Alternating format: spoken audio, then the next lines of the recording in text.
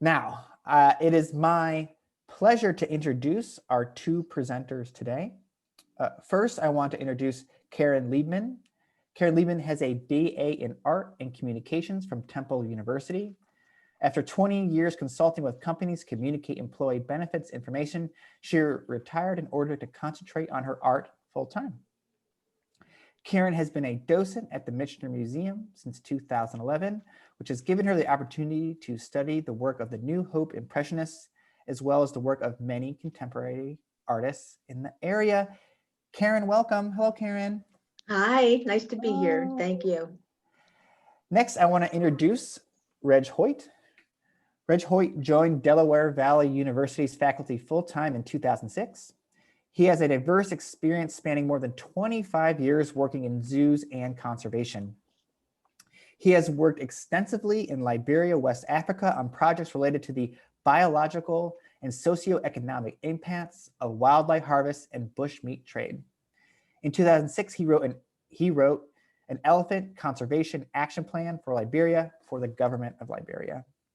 In Pennsylvania, his research interests are focused on conservation issues and have included attempts to captive breed the Allegheny wood rat. I want to hear more about that. I hope we do later. He is also the founder and chair of the Delaware Valley University One Health Working Group. This committee, consisting of both faculty and students, promotes a systems approach to education across all disciplines that recognizes the inextricable linkages between environment, plants and animals, and humans, and the need for transdisciplinary approaches to address the many challenges facing us from the local to the global scale. One Health is promoted on and off campus through transdisciplinary education, research, and outreach. Each semester, Delaware Valley University sponsors 6 seminars open to the public that demonstrates the One Health approach. Reg Hoyt, welcome. Well, thank you so much. And it's a pleasure being here. Fantastic. All right, so first, I think we're going to hear from Reg. All right. Let me get this started here. Are you seeing that okay? Yes. All right, great. Well, I'm going to try and do some speed dating here. As I was just telling Matt, even though I've got myself on a timer, I could probably spend a couple of weeks talking about what I've got for you today. So I'm going to get moving here. And so let's start out here. So one of the first questions people might ask is, hasn't climate change occurred in the past? Well, obviously it has. And it also has been a feature of, or at least in part of every single mass extinction event that we've seen in the past. And so whether it was direct or it came along with something else, climate has caused mass extinctions in the past. And I don't want to give the ending away here, but it will now as well. To give you a little bit of evidence of anthropogenic impacts on climate. So one of the big differences looking at the past and looking at the present is in the past, humans didn't play a role in that climate change, and that climate change generally occurred over very long periods of time. This particular graph is kind of showing us some interesting things. So somebody might say, well, isn't there natural climate change? Yes, there is. And if we were looking at the kinds of things that naturally occur, this line down here at the bottom, this kind of bluish line, would be those natural factors that would be occurring. And we can kind of see them across all the continents here too. If we look at anthropogenic factors, so that's us pouring all kinds of greenhouse gases into the atmosphere that's warming the atmosphere, we would see another line coming along like this. If we add both of those together and look at both the natural and the human caused impacts, we end up with this gray line. And then the black line is actually observed. So based on the modeling that's going on, the models fit very well with looking at what we actually see for changes across the world and globally as far as climate change goes. So for my money, if you weren't already convinced that we're playing a major role in this, hopefully this will help out. And why is it that climate change is really leading to extinctions? And I think that this particular graph is important. So in looking at this, every single organism on this planet has optimal conditions that it requires to really be reproducing and producing offspring at the highest rate. And so you could plug in here pretty much anything. It could be temperature, it could be pH of water, it could be the availability of a particular food resource. And so if things are going great, you're really within this zone. If you start going out to the wings and going one way or the other away from that, things aren't so great. And for many wildlife, they're already kind of living in these zones because of human activities that are kind of pushing them out of the optimum. Often the optimum conditions for environment are also what we're looking for. And if you go beyond that, you're really heading into a location where there's no survival even possible. So depending on the species, we'd really have to be looking at whatever condition it is that's kind of controlling their distribution and their survival. And all of this is kind of interacting, and weather is interacting through this system of oceans, land masses, and atmosphere. And all of these things are interacting with each other, and then obviously are changing conditions for a number of organisms, including us. And so some of these features are this odd little name for this up here is albedo. And so albedo is really looking at reflectivity of the surface of the Earth. So we've got energy that's coming in from the sun. And where we have polar regions that are covered by ice and snow, that white reflects energy. And so that sends it back out into space. We've got this kind of horrible feedback thing going on right now where as we lose glaciers and sea ice, we now have darker water, we have darker land, and that tends to absorb energy, increasing the temperature even further. Along with that, we're seeing less snow. And so even though we may be continuing to get precipitation, the snow no longer is reflecting that light. And so again, another positive feedback, warming up the planet even further. Some other changes we're seeing: sea level rise, obviously, as ice is released from glaciers, that water has to go somewhere. It goes into the ocean, raises the sea level. Even though these are relatively tiny amounts, they have major impacts. We see rainfall changes. We see droughts. In some places, we see rain staying at pretty much the level it was before. But, like around here, the couple of years here, we've seen very high levels of rainfall for short periods of time, and then we don't get any rain for a while. Major impacts on farming, also on organisms as well. And these flooding events themselves have some serious impacts on soils. Turbidity in the water impacts fishes and other organisms as well. Increased severe weather events, because we see in the Gulf of Mexico, we have warmer surface temperatures. These feed storms. And so we've seen hurricanes that go from being Cat 1s to Cat 4s in very short periods of time because of that energy helping to build up within that. We've seen acidification of the ocean. So this is the ocean trying to absorb all of this carbon dioxide, is actually causing these oceans to change in pH and become more acidic. This has its impacts on calcium cycle, and for those organisms that absorb calcium to create their shells. We'll talk a little bit about that later on related to corals. And then finally, carbon storage, forest blocks. If we lose our forests, these forests are where we're holding piles and piles of carbon. If that gets released back into the atmosphere, again, another positive feedback loop towards making the planet even warmer. Well, not all species are going to be equally impacted by this. Clearly, there are winners and losers. There are generalists like deer. Don't worry, there's still going to be piles and piles of deer in Bucks County. We'll keep your car insurance up there. But for other species like polar bears and others that I'll talk about, these specialists will have much more difficulty in dealing with this. Essentially, there aren't that many options. You either adapt, you move, and that maybe you move further towards the poles, or it may mean that you move up a mountain, or if you're in the water, you may move into cooler waters, or you may find climate refugia, and I'll talk a little bit about those. So these are odd little areas that are kind of protected from the weather changes, and these may be on the sides of mountains that are more shaded, or in other locations. If we can identify those, these may be places where some species can hold on that otherwise would be having a hard time.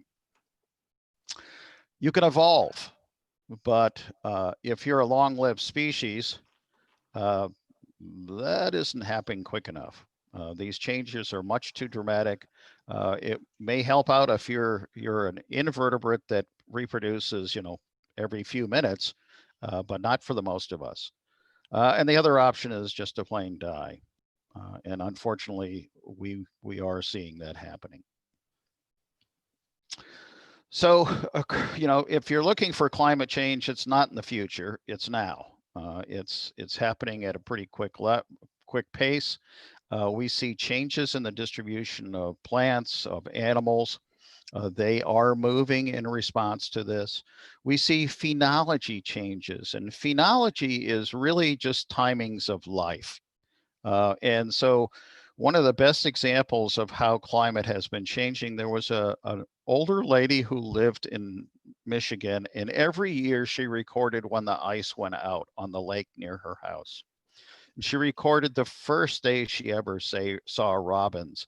And she kept all of this in a diary that was underneath her mattress. And so she lived to be quite old. And people came across that, and it was a treasure trove, excuse me, of how change has been occurring very rapidly in these last many decades. So these changes in life events for a particular species also interact with communities. So if I am dependent upon something that has changed its life events, that may have a major impact on me, and my life events may not match up with theirs. And we'll talk a little bit about that too. So inability to adapt. And then on top of all of this, we see changes in parasites and disease distributions and intensities that in some cases we really can't predict. For any of you who are gardeners, this drawing down here, I think you already are aware of this, that since 1900 on the left versus 2006, you can see grow zones. And if you're living in Eastern Pennsylvania, grow zones have changed and will be changing more over time. And there are some rather horrifying expectations that by the end of the century, our summers may be looking a lot more like the summers of Jacksonville, Florida. Scary stuff. So here's an example of the phenology kind of discussion. So if we've got migratory birds that are coming in and they're laying their eggs, and we see that they come in and they normally would lay their eggs at this particular time, their chicks are being hatched at this particular time, and normally this hatching of chicks is going to coincide when there's a high availability of food. And so that may be insects, and that is coinciding with growth of plant material too. But if the insects shift to earlier in their development, will there be food available for these chicks? So this is just one example of this kind of mismatching between phenologies.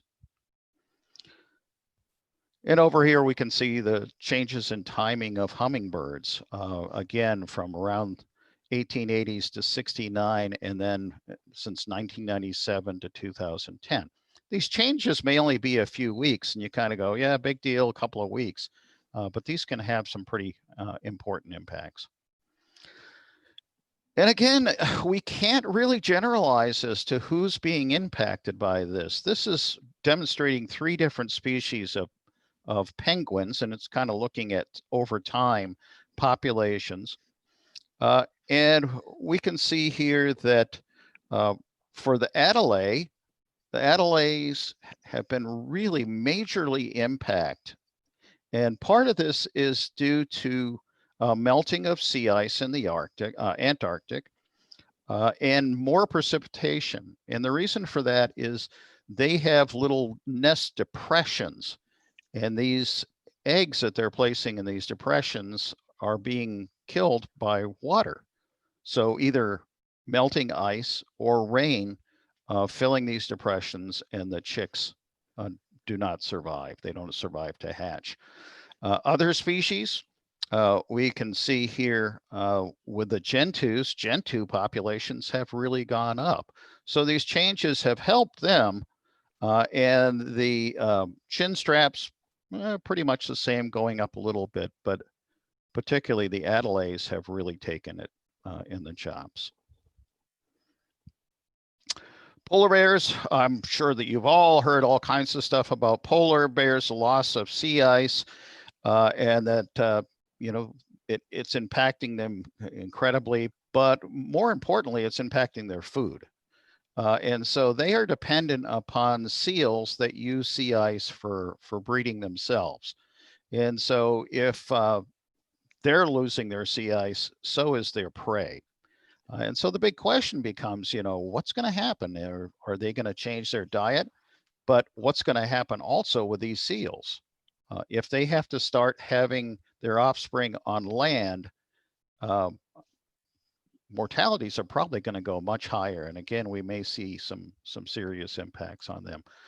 I think it's worth noting that the polar bear is the first species that's been put on the endangered species list of the United States prior to it really getting to the lower numbers that were expected.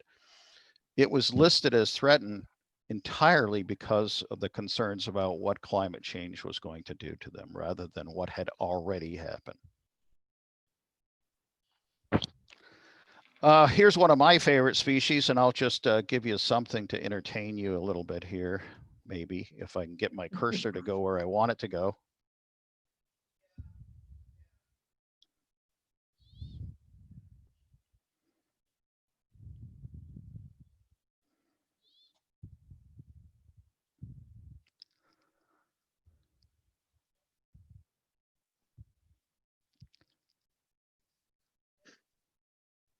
This was a little pika while I was in Montana years ago. I came to a talus slope, and this is a bunch of rocks coming down off the side of a hill. And I was going, gee, that looks like pika habitat. I love these guys. They're actually relatives to rabbits. And pikas are only found in Asia and in North America. And the ones that are found here live in mountains. The ones there live on prairies. Ours are solitary. They fight like crazy with each other. That call that he was giving was essentially cussing me out and telling me that I needed to go somewhere else.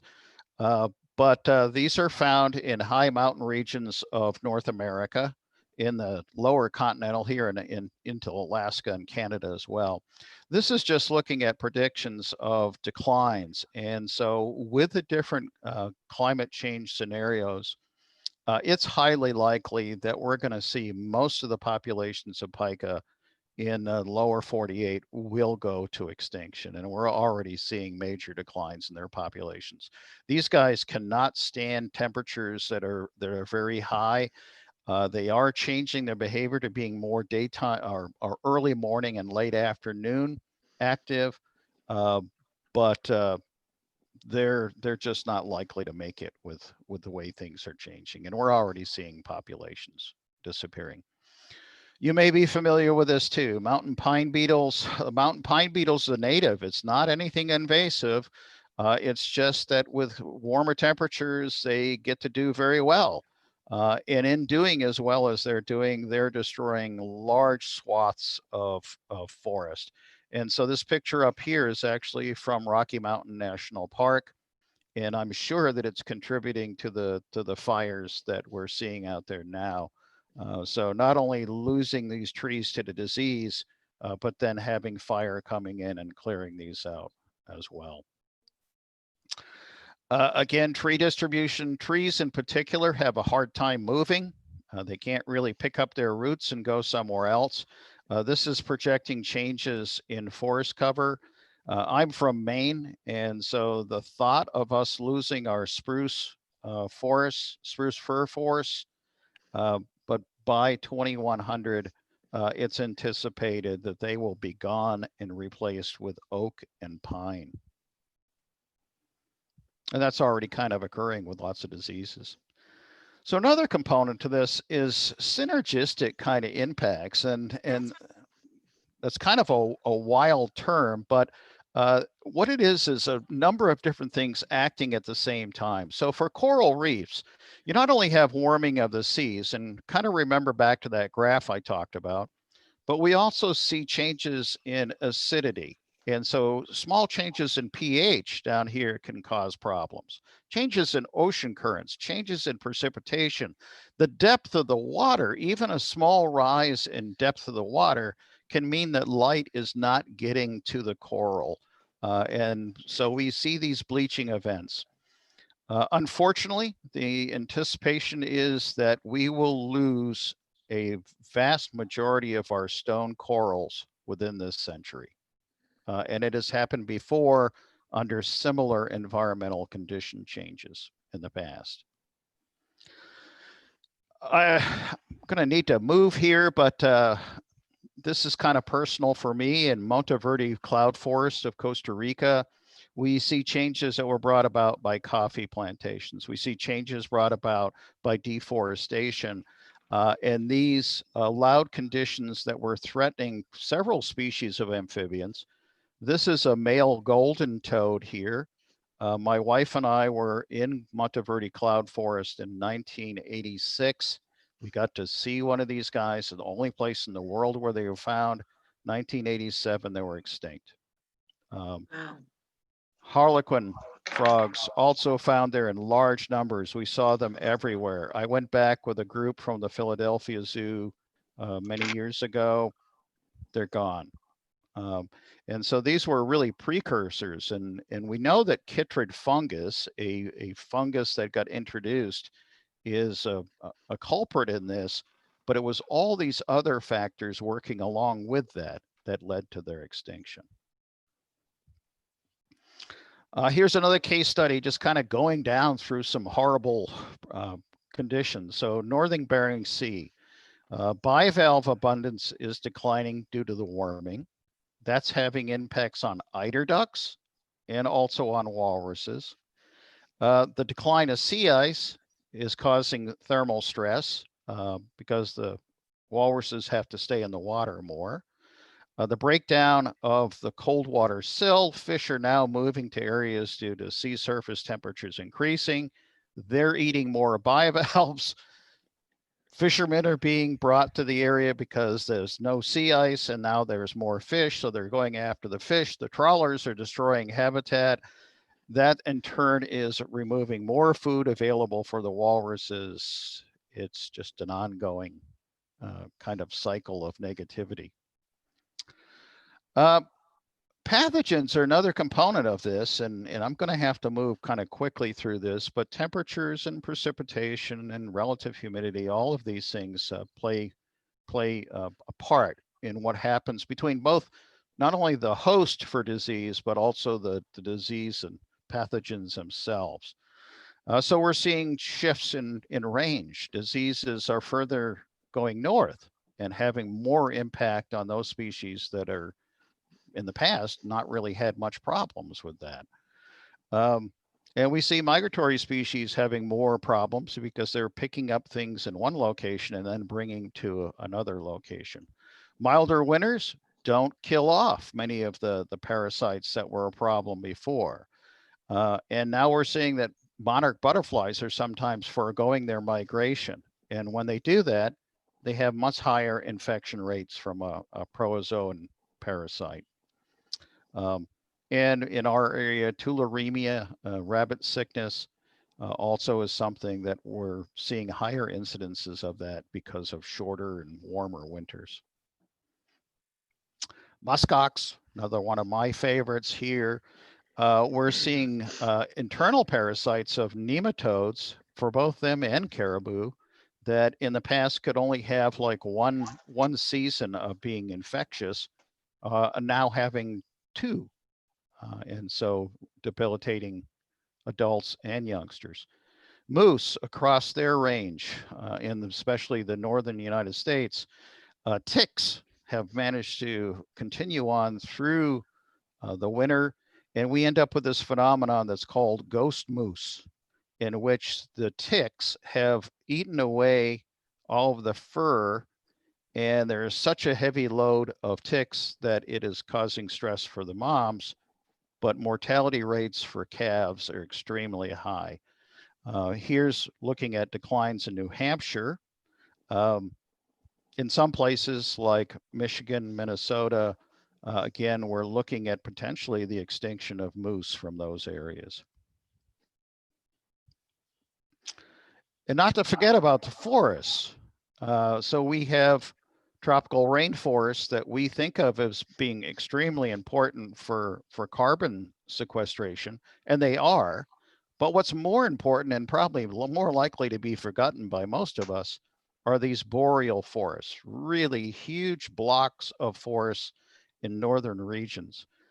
As temperatures warm, these areas becomes more snow-free, and being darker, it feeds to that feedback loop. Also allows more interaction with them. So opening them up more to logging and other kinds of activities, we're seeing more and more gas and oil exploration in these areas.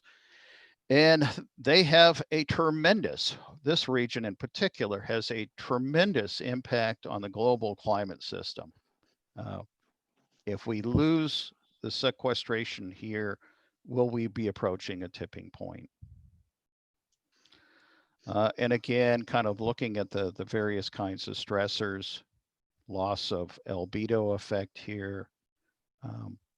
And these trees have nowhere to go and have no way of moving. And again, diseases are a part of this. On top of that, these regions are very rich peatlands. And part of why they're so interesting for oil and gas exploration too. So we've had organic matter that's been building up within these peat bogs for thousands and thousands of years. As they warm, we start seeing pockets of CO2 and methane being released. Methane is actually more than 20 times more impactful to the environment or to the greenhouse gases than what we see with CO2. And along with this peatland, when we see coastal areas warming, we're also seeing it from marine emissions. Again, a positive feedback. So actions that we're kind of looking at here. Well, first, we've got to figure out who's the most vulnerable.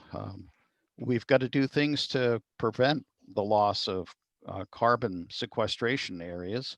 Look for these climate refugia, try to create some creativity and restore where we can, and maybe we have to assist as well.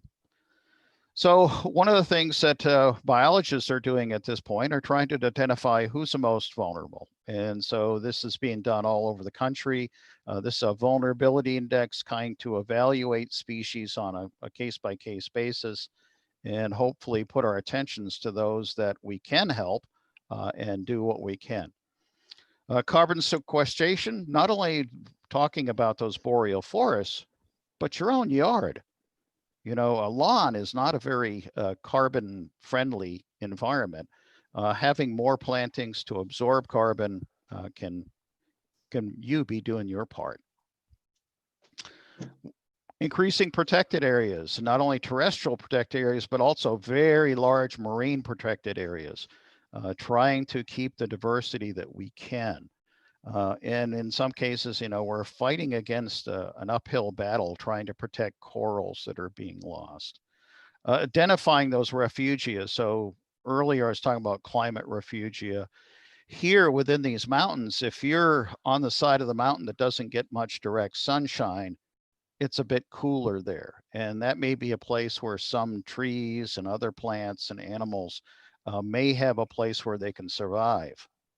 But if there's no connectivity to other populations, these may be populations that are just waiting to go to extinction because of genetic concerns. And that's where connectivity comes in. So trying to, you know, connectivity through our own backyards, making sure that there's habitat that things can use and get to maybe larger green space areas or state or county parks that help in that regard, as well as federal areas. Restoration and protection. So I'm seeing I'm running out of time here. Protecting habitat, restoring habitat, you know, so trying to do what you can with your own yards, but also working towards restoration areas of those degraded. There's not many pristine areas left on the planet. So if we don't work with what we've got, there may be nothing left to be dealing with. Restoration efforts, you know, there are lots of people who are working trying to preserve corals. And there may be some cases where we find species that are more tolerant and we can find places to keep them. But this is a very expensive way to go. There may even be need for assisted migration. This is particularly of concern for plants. Here, it's looking at, you know, how we anticipate how plants may need to move. But again, trees can't pick up their roots and go. So at the present time, federal government regulations do not allow national parks to do anything like this. Maybe something we're going to have to think about for the future. And again, we're going to have species that may require genetic rescue or even captive breeding kinds of efforts. So I call this talk One Health. And the reason I say that is because we're all in this together. I've been talking primarily about organisms other than ourselves, but we are animals ourselves. And so we're losing arable land for agriculture. We're going to see growing population, but a decreasing availability of food, and water is an issue and its quality. This is going to lead to all kinds of social upheavals and injustices are going to be magnified. Populations will be displaced and are being displaced. And conflict is probably quite likely. And certainly we will see diseases that may not be a risk now, but will be in short order. We have to keep in mind that historically there was malaria in Philadelphia. So we may have to welcome it back. So who should be engaged with this? Well, essentially all of us. And that starts from us as citizens paying attention to this. You know, unfortunately, most people do not even talk about climate change. It's happening to us. Or if it is brought up, it tends to be a political football that really there's no reason why it should separate us. It should be something that brings us.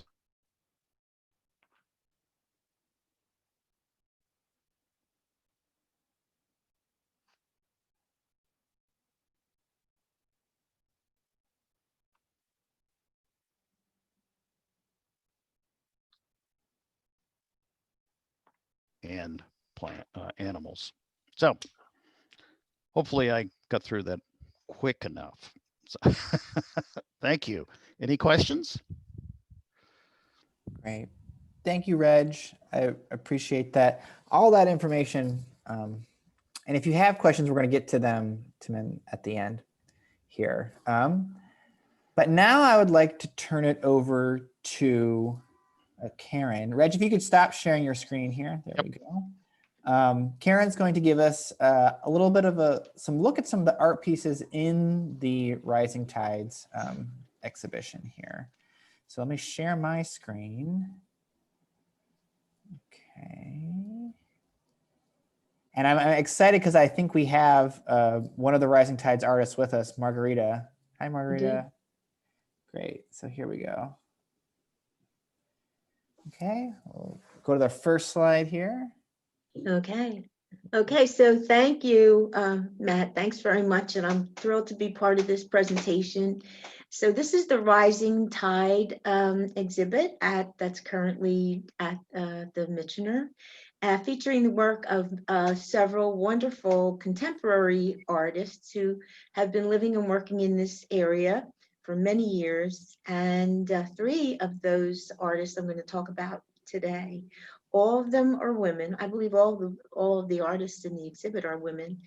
But these artists have been very concerned with the environment and with climate change for over the years. And their concern is reflected in their work. So the first piece that I want to talk about is by Pat Martin, and it's called Floating Reef. And I picked this piece because I just think it's beautiful, both beautiful and upsetting, because it's about the astonishing amounts of pollution that accumulate in our oceans. And Pat Martin did this work in reaction to stories she had heard about marine life eating and living among drifting islands of plastic waste trash, basically trash. So this piece is the way it's done. It's pastel and collage on paper. And to create the image, she scanned images of ropes and strings and superimposed them over a background of pastel. And she uses texture as a way of expressing her feelings. This tangled mess can be beautiful. It's beautiful in a way, but it's deadly to living things. So I thought it dovetailed beautifully with Professor Hoyt's message today. Like many artists, Pat uses a variety of materials and techniques.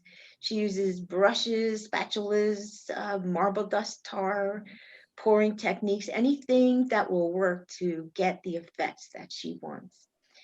Pat Martin is originally from California, and she moved here in the 70s and lived in New Hope, and including she lived in William Lathrop's studio at Phillips Mill. I read, that's surprising. She says, lives in a wooded setting in Bucks County, surrounded by the sounds and sights of nature. She says that more and more she's inspired by how technology and science reveal the intricacies of plants, animals, and the cosmos. So that's the first one. Next, I want to talk about Diane Burko, and this work is called Sphere number 4. Diane is a painter and a photographer. She has been documenting and telling the story of environment and climate change for many, many years. And in fact, she just did a presentation last week that was really wonderful, along with another artist in the exhibit. Marguerite, was that you? Yeah. And so I think that's been recorded, so it's probably available for some people to watch if they would like. Anyway, so this work of Diane's refers to coral bleaching, which Reg Hoyt just talked about. Warm water temperatures and pollution cause the coral to become bleached white and vulnerable to destruction. And so, as I said before about Pat, Diane loves experimenting with materials and textures. And in this piece, she's used a fun material she found called crackle paste to refer to coral bleaching, and I don't know if you can see it in the slide, but there's a lot of texture in there and cracking, and so it really conveys the idea. This painting has hard and soft edges at beautiful primary, just two colors, and it gives me the feeling of chaos and turbulence that I believe she wanted to convey about this coral bleaching. She has traveled all over the world to Iceland, Alaska, Hawaii, and lots of places in between in search of the subjects for her photographs. And she studies her topics extensively through articles, books, and has even collaborated with scientists who are learning and spreading awareness about the Earth's deteriorating conditions. She is known for having gone up in airplanes and without doors and taking aerial photographs of volcanoes and mountains and melting ice and snow. And she's documented her work, what happens to these areas over time. Back in the studio, her photos become the basis of her paintings. So here's a quote by Eileen Clausen, the president of Pew Center on Global Climate Change, that I think describes her work very well. She says, as Diane documents how things are changing, she also reminds us of the stunning beauty of nature, and in turn, the urgency of doing everything in our power to protect it. That's Diane Burko. And next, I want to talk about Paula Winokur. Paula Winokur, and this piece is called Global Warnings. It was done in 2005. Paula was one of the region's most prominent and influential ceramic artists. She was known for many years for her concern for the environment, and she was also known for her beautiful porcelain work. Sadly, I found out that she passed away in 2018. She traveled to Alaska and Greenland and Iceland and was upset by the diminishing glaciers that she saw. And this piece is the first piece that she created in response to how she felt about the changing climate in those areas. So she created a grid placed in a corner of globes that refer to a range of issues affecting our planet. Each globe contains a message about how our actions negatively impact the environment. Some of the messages are blunt statements, like the 20th century has seen the greatest warming in 1,000 years. And another statement is coral reefs bleach. While others call for us to take action, such as find other energy sources and simply help our Earth. Next slide, please. So here's a close-up of some of these globes. And the one pictured here says, the Arctic is warming several times faster than the rest of the planet. The globes are textured and in places they appear that they're split open. Their deep brown and blue scars illustrate the irreversible damage brought by humans over time. Mrs. Winokur is known for her work in porcelain, which is often thought of as a material that is delicate and suited only with teacups, but not to Paula Winokur.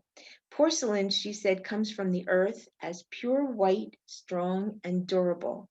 And she said that the whiteness of porcelain evoked monumental sheets of ice breaking apart with the relentless progress of global environmental degradation.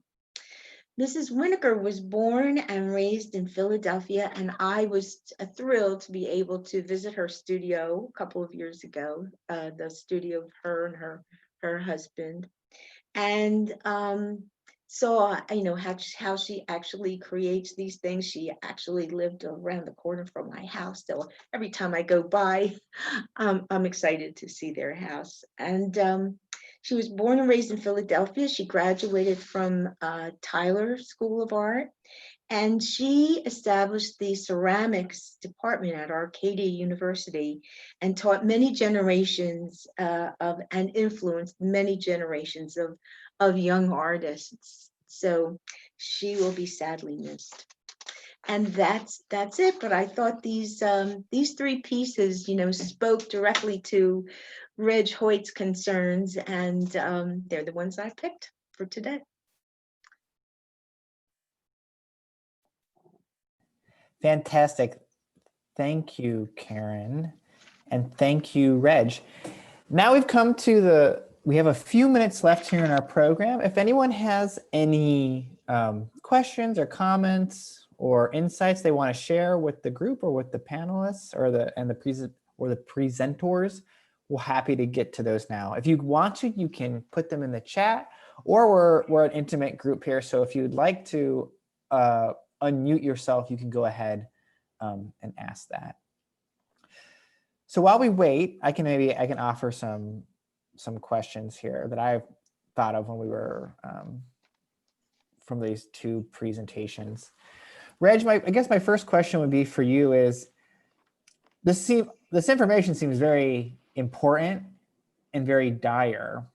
How do you convey that information to people? Like, how do you get them not only concerned, but also motivated to act? And in specific, in your field of conservation, have you been involved in that sort of process? Yeah, I have to some extent, but I was just going to say that what Karen just did is exactly how we do that too. I think that art is incredibly important in getting the messages out. And I think that the messages can't be entirely just based on scientific papers and saying, here's what's happening. I think that you have to touch people's lives. And I do teach a climate change course. And I find that the students, especially the younger people, are very aware of what's going on and are incredibly concerned as to what's happening. And we're getting some better news, that we are seeing that the message is getting out to a broader audience in the country. But unfortunately, I think that we found the polarization in our country kind of took it to the point that taking action on anything that was actually referred to as climate change or climate or warming was seen as being a political stunt or something. And so I think individuals really have to take this and recognize that they're doing their part. And I think the younger people are certainly recognizing the threat, not only to them, but to everything else as well. Great, thank you. We have a question here from Richard. How do you connect destruction of the natural world with the economic systems that we use now? Yeah, I think that from an economic standpoint, in my field, wildlife management, we've recognized for a very long time that we can't just talk about animals or talk about the environment, that we have to deal with social concerns as well. And I think the big threat or the big challenge is that population is growing so much. And, in my lifetime, when I was born, we were sitting at 2.7 billion people on the planet. We're now rapidly approaching 8 billion. The economics gets to be more challenging when you start thinking that the United States is 5% of the world's population and we consume 25% of its resources. What if the rest of the world wants to consume at the same level? I think we're going to have to come to a better understanding of economic development and maybe growth. Unsustainable growth is not really something that we can look towards. Yeah, because it seems like you have to balance the interests of, long-term, or maybe not even so much long-term now, but more long-term impacts versus more immediate like economic impacts. How do you make that case to people who are like, I need to do a job or make money? Yeah. Yeah, I think that you've got to make it part of, what the future is for somebody. And I think that if you're saying that if we're going to deal with this is going to require a lot of people working on it pretty much full time. And so it certainly can be a job creator to be dealing with the problems that we're faced with. And we've got to stop planning and we've actually got to take actions. Great. Just so you know, I had a question about the talk with Diane Burko and Margarita Hagen that we did not last week, a couple weeks ago. That was youth oriented. It was about youth perspectives. We had some students join us, really powerful program. The link to that I just put in the chat. And it's also, if you go to the Michener's YouTube page, you'll be able to find it there. In addition to all of these climate talks are on our YouTube page there, and this one will go up there too. Karen, do you want to ask your question for Reg? Oh, I noticed that, Reg, in your talk that you showed a couple of pictures of beautiful gardens, and I'm wondering, what can people who love to garden, what can they do to help the situation? Keep gardening. That we know that greater species diversity is a great way of holding carbon and absorbing carbon. So plant trees, keep something in your garden all the time, keep on adding, change your lawn to something that's a little bit more diverse. And so that it can help absorb carbon, encourage forests everywhere you go. We need to be sequestering it as well as reducing what we're throwing into the atmosphere. So I'm a firm believer that, restoring habitats is going to work to multiple benefits. First of all, isn't it much better to look out your window at your garden than it is to look out your window at a lawn? And that's much better for insects and for those that feed on the insects and others that may need a place to hide while they're moving from one place to another. So it's a One Health solution. It's good for you, it's good for the environment, and it's good for animals. Great, thanks. Yeah, Phoebe, do you have a question you want to ask? Yes. This past spring, regarding gardening and resources for that, this past spring, I had hundreds of maple seedlings sprout up in my lawn from the maple trees. And I saw that a person on Facebook had hundreds of such oak seedlings.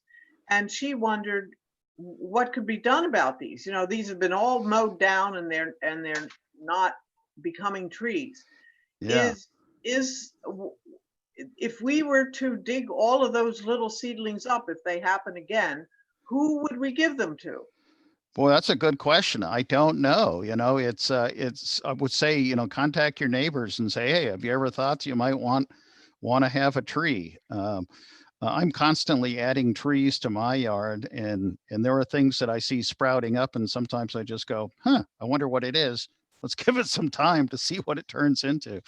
I think you start with your neighbors. I'm not aware of any organized group that would say, I'll take your seedlings and help them grow up to be big enough for planting somewhere else. Well, I know that in Philly, the Fairmount Park recreation department or something, they have a plant a tree program.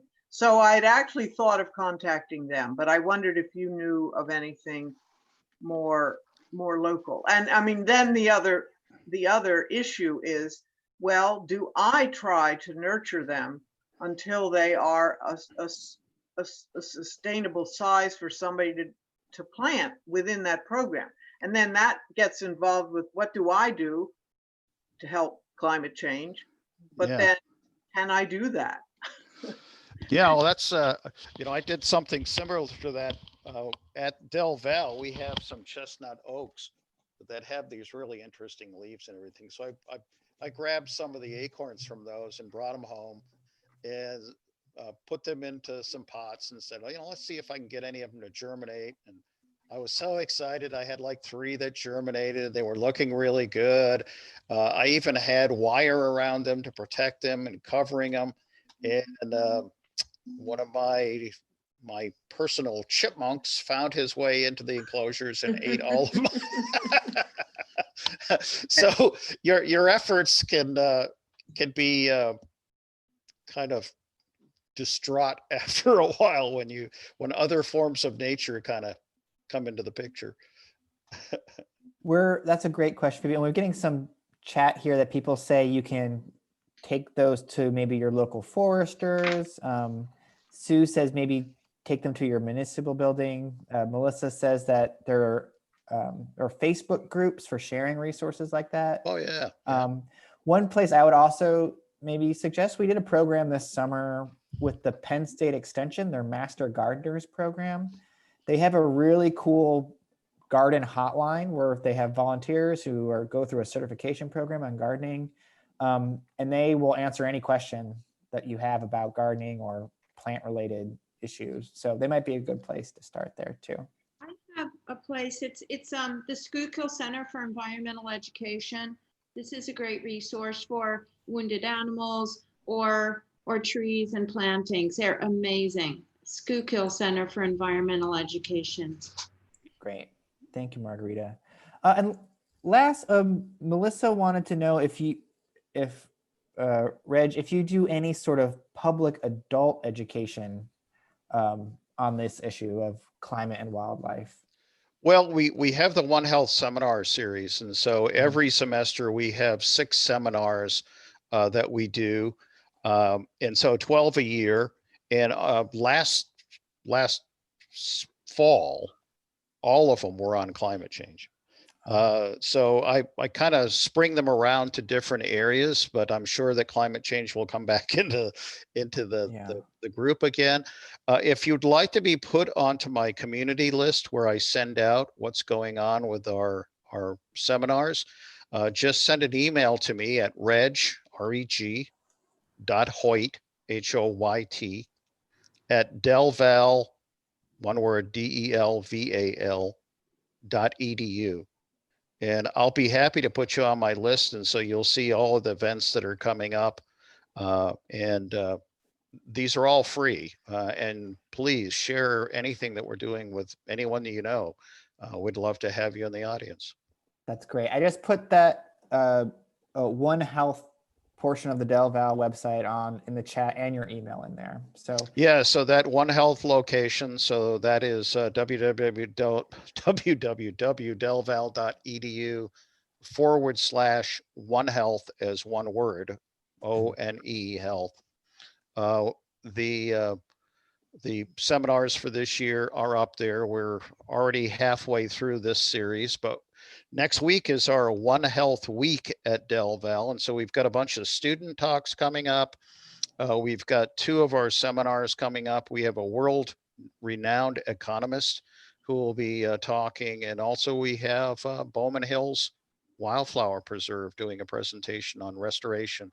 So a good place to look if you're interested in doing backyard restoration kinds of things. that's fantastic. Well, I think we're at the very end of our time here.